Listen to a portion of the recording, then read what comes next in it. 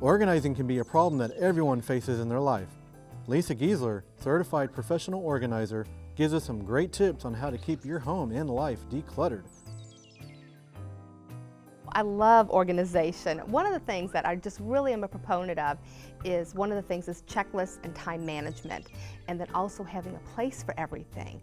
Because once you have a place for everything in your home, then it makes it that much easier to put it away. And then also on top of that, there's also going to be that system of when things are starting to get a little bit cluttered, when it's time to possibly purge or store items.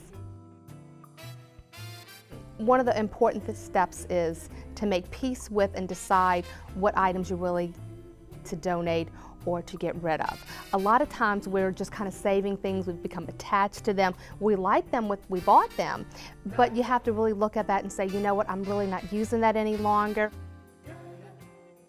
People have emotional attachments to certain items. Over the years, they've collected things, they love it, they remember going on vacation, they remember buying this little trinket, and then you also have the situation where a loved one passes away and you inherit all those items. Then you have items from a childhood. And here again, it comes back to you're not using it right away, it's taking up a lot of space, and it starts interfering with your life and how you're moving around because there's all that clutter.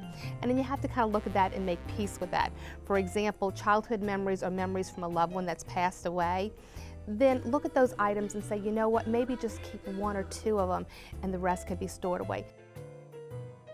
When someone has a collection of any kind, let's use the example of a DVD, then you can think about a library situation. You can put it in order of the genre that it is. Is it a comedy? Is it a horror? Is it educational? And just kind of have something attractive.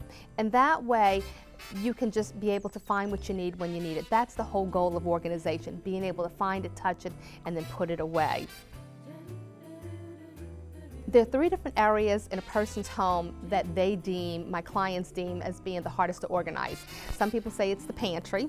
Some people will say that or the kitchen. Some people will say that it's the closet.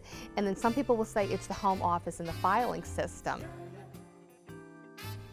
2 of the difficult items to organize in a home, one goes back to the closet. And the reason why closet is difficult, it's not really, but it's for the man or the woman who loves their clothing.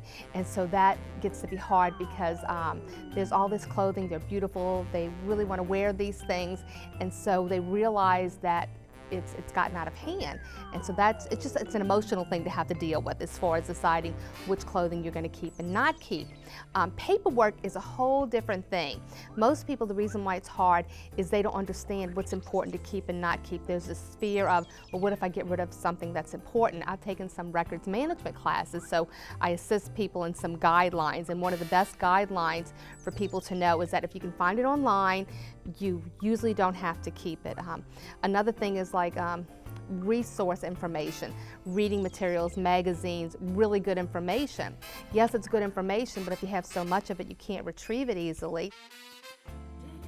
The way someone can get ready to be organized mentally is you have to understand there's 2 different types of people. There are those people who they're naturally organized, that's how their brain works, they like things to flow. And then you have people that it really doesn't bother them, disorganization doesn't seem to matter to them. Yes, they know that they waste a lot of time and they can't find things. So the best way to just get mentally prepared is when you're in a household and you have multiple people, it's everybody coming together for the common good of the household. But it's just kind of coming to this place to say, you know what, being organized is very helpful. For more information, visit www.atimeandaplace4.com.